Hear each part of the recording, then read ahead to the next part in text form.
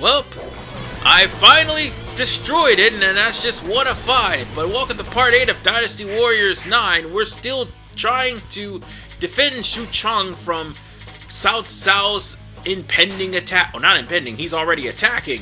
I'm just taking care of the side missions, so that way we can at least mitigate whatever damage he's done.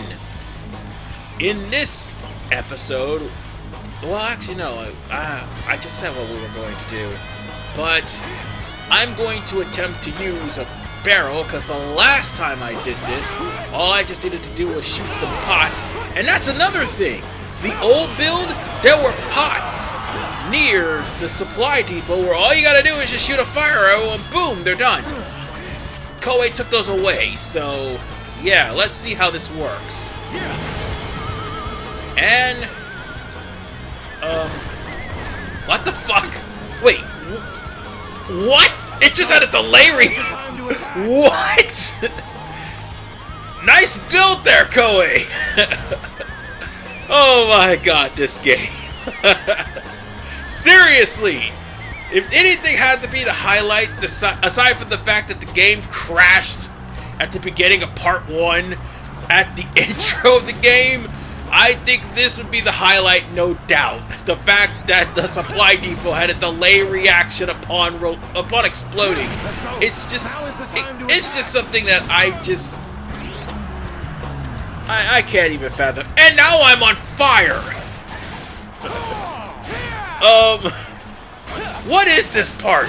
Seriously, what is this part?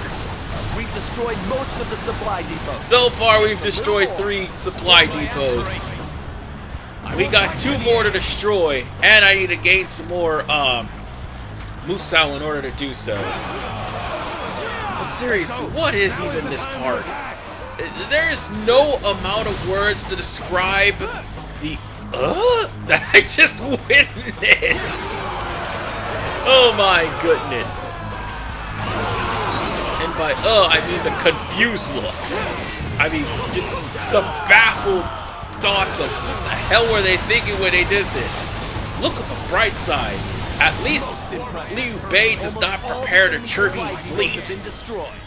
Oh wait a minute, actually he does. Oh wait, no, that's Zhuge Liang actually. But if I'm not mistaken, no, I'm right. Zhuge Liang prepares the Kirby fleet. Or more along the lines of he actually sails around and gathers the arrows. Liu Bei, I don't think he does that, but if he does, that's a whole other ball game in and of itself. I mean, you're just sitting there, just sailing around, and arrows actually getting through and clipping through and hitting you, man. I'm just not kidding, man. Wait till we get to that part. But we managed to destroy all 5 supply depots, so at least we're done with that mission. But no, there actually was a time where the arrows literally clipped through the ship and actually hit me. It didn't kill me, it actually hit me. This is bad.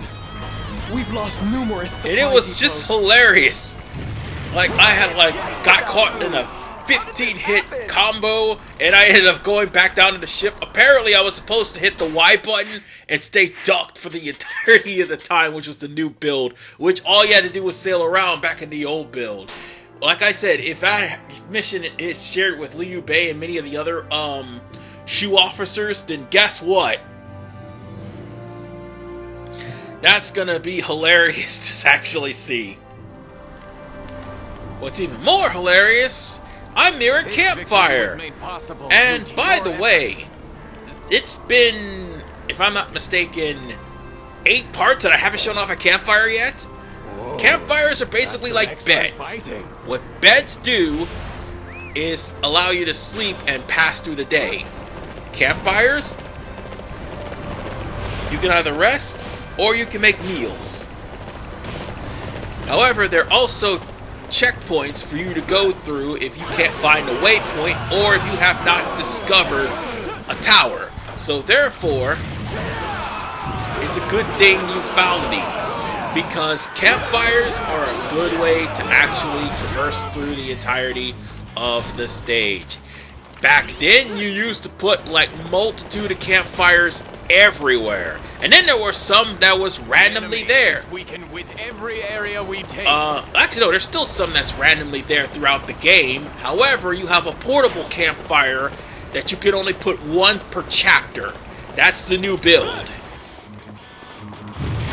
Oh wait, now that I think about it, the campfires were everywhere, but they weren't like portable campfires. That's what it was. The portable campfires was the new build. I made the mistake on that one.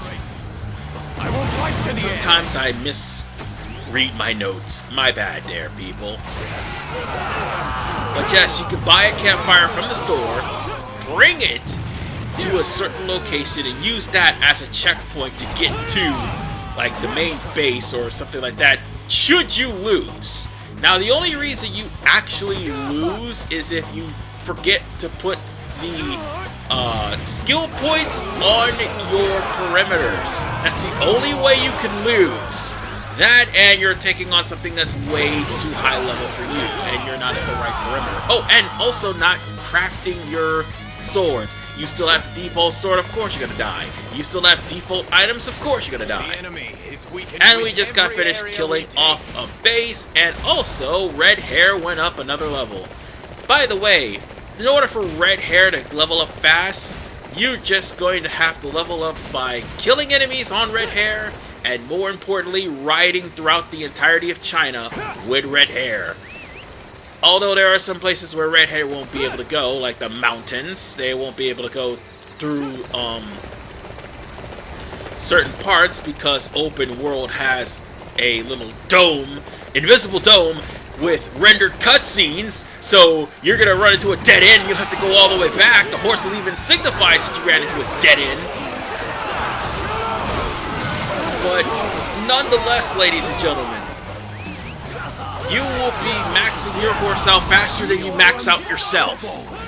By the way, red hair is 68 levels because it's shared between a multitude of characters. Because quite frankly, once you get all the waypoints, you might not need the horse. Unless, of course, you're relying on the stamina of Liu Bei or anyone else. And to be fair, stats don't matter. There's no more slow enemy. There's no more slow officers or fast officers. They're just officers that have weapons and stuff equipped, and officers who don't. Because the permanent boost to speed and stuff like that will pretty much make every single Dynasty warrior pretty much the same. The only thing unique about them would be like the weapons, provided you got the DLC ones, because the clone weapons made their return. There are some people who actually use the same weapons. By the way, Liu Bei is using the weapons that Cao Pi is using, if I'm not mistaken. Yes, Cao Pi is the one who actually used the double swords. Really screwed that one up. So, with that said, you only got a limited amount of use of everyone. Oh, the person who got screwed over the most in this regard is Zhu Ran.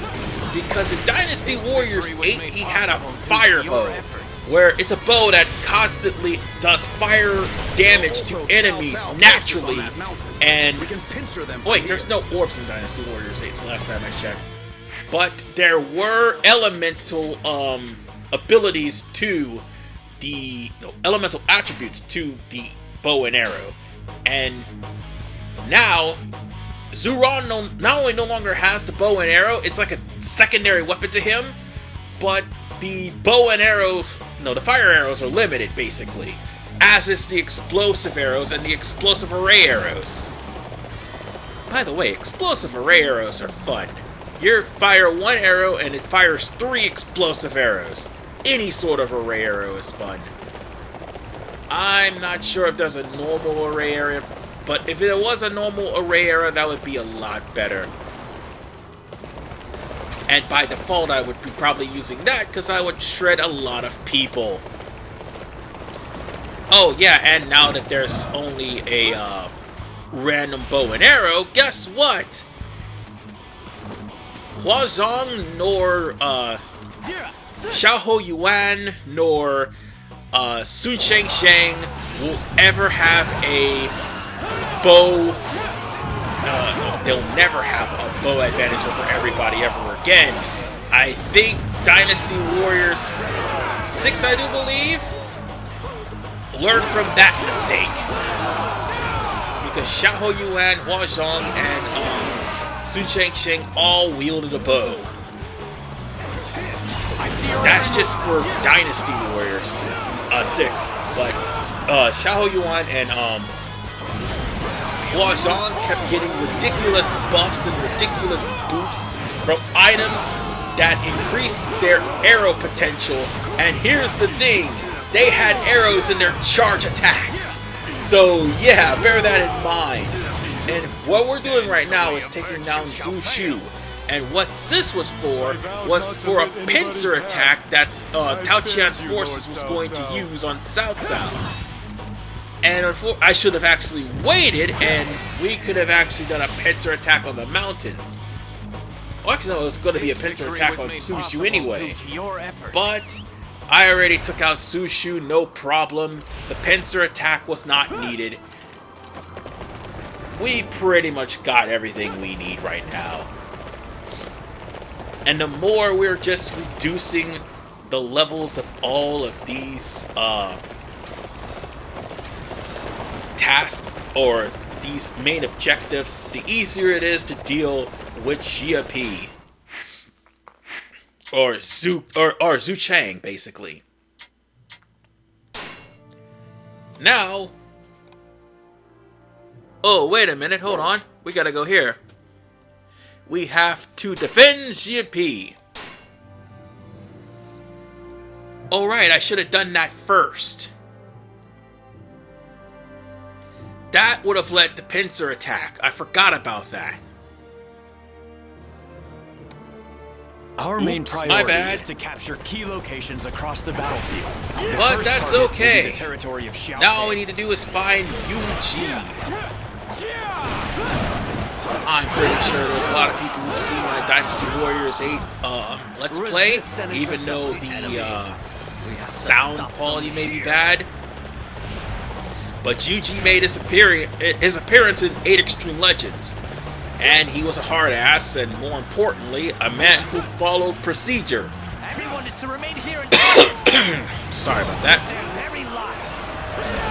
And it was also well known, thanks to Romance of the Three Kingdoms, is the guy who was the first one to surrender to Guan Yu. Oh, by the way, I just showed off the Archer Assault's ability. If you happen to be near an archer captain, you can fire arrows at the enemy, just like they just did me. How could I let it come to and this? We've defeated Yuji. Those who now, stand in the way of virtue shall fail. We just have to go into Xia P Castle since the enemies have been defeated. Due to your efforts. Oh yeah, by the way, if Mi Zhu or Mi Feng has been defeated in that castle, then you lose the battle. But thankfully, we caught them before they were able to break in. Oh, and there's a cutscene too. I didn't even know that. Normally that didn't happen, but new build. What do you expect? Oh yeah, and I forgot there's a loading screen too. Sorry, false alarm, that's the next battle in the next part. Sorry about that. My next battle, I mean Xia P. We all know about that battle. That's the battle where Xiang Fei ends up costing Liu Bei Xia P. But that's another bridge we're gonna cross come part 9. Anyway, we're gonna be taking a garrison from Junyo, sorry. Almost got him confused there. Junyo is actually the strategist who was introduced by Junyu, who made his appearance in Dynasty Warriors 8 Empires.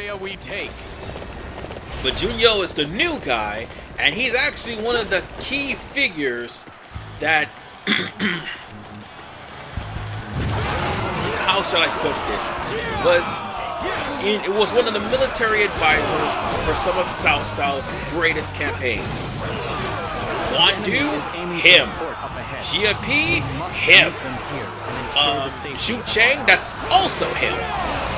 Let's see, he wasn't around for Chirbi though, because he died before the battle. And put Wu Jia in charge. Everyone follow my lead. Actually no, Wu Jia put him in charge, but he died before the battle was ever... Actually no, I think he... Yeah, he did die after the battle, actually. But we captured the base. And now if we can, Shunyo. But Shunyo actually died after Chirbi, and he's the reason, by the way, that, at least Jin was completely dominant. It's all because of this guy, and many other strategists, but primarily him. And I'm on fire again. Fantastic. By the way, Shunyo actually shares a weapon with Shang Chunhua, which is the whip sword. And I'm pretty sure there was somebody else who had that sword as well. But nonetheless, Shang Chunhua no longer has her gauntlets. Those are actually DLC. Yeah, thanks a lot there, Koei. So I just went there and increased my strength, and I got shot and set on fire again. Good Lord have mercy. How many times am I going to set on fire? Oh God! Whip sword. I can't have that happening now, can I? But nonetheless, well, like, Shunyo just pretty much was one of the more premier supporters of Cao Cao. Junyu, on the other hand, he supported him until Cao Cao pursued dukedom. And I think Junyu retired or something like that.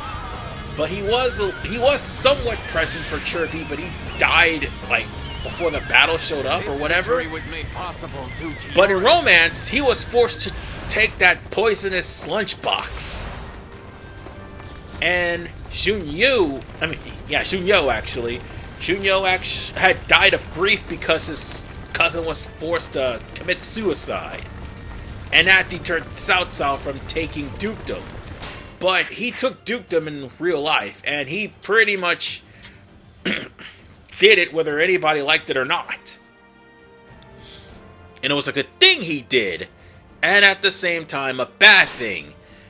The good thing he did was to keep he had the ability to keep his enemies fighting amongst themselves, and at the exact same time was a bad thing because a duke is one step before a king, and if he became a king, it's one step before an emperor.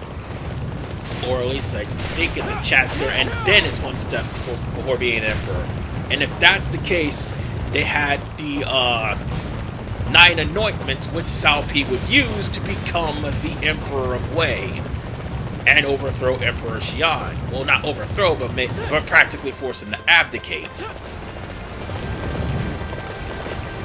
Oh, and now we're about to face another new character. If I'm not mistaken, we are going to be facing Man Chong. He has the spear launcher, and Man Chong is kind of a very interesting guy here.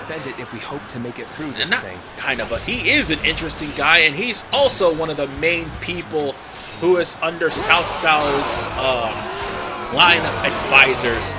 In fact, Man Chong actually survived throughout some of the Greater Han battles.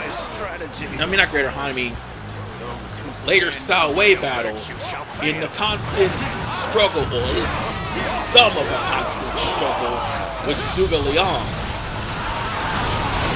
The thing about Man Chong, though, is as you can see in his attire, he's an unkept mess. And more importantly, he's actually the best voice actor in the entirety of the game. That's what makes him so interesting. If he's the best voice actor in the game and he actually took time to rehearse, then what's everybody else's excuse? But nonetheless, Man Chong's not really that hard. All you gotta do is just come up close, because a spear launcher really isn't that good of a weapon. Just saying. Oh yeah, and we're about to get into a cutscene. They say Cao Cao's inhuman. He neither bleeds nor cries. I hear the rivers are jammed with the bodies of his enemies wherever he goes. That'll be us soon.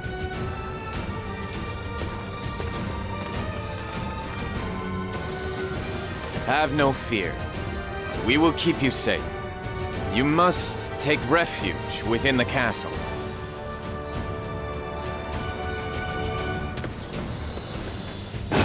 Okay, now it's time for me to actually talk about what's going on here. You have peasants that will be easily killed off because of the new update. The peasants no longer have a strong officer type person to watch their back. They are just like generic mooks, and they can be killed off real quickly. Oh yeah, and by the way, if you try to find out how many peasants they need to be before they die, they no longer have the number. Back then, you had 10 peasants to worry about. And if you didn't kill them all, I mean, by kill them all, I mean kill all the officers, the peasants would end up being easily killed, and half of them gone means you failed the mission. Yes, half of them, not all of them, half. And this has happened to me at least twice. They've now made it to where the peasants can not only be easily killed off, but also the soldiers attacking them can be easily killed off. So at least we saved the peasants for now. It's what Liu Bei does. Until Yiling happens. Ouch. Anyway, let's see. We've only got one more mission left before we take on Cao Cao himself. Oh, and sorry if you hear a noise in the background. My cat is snoring.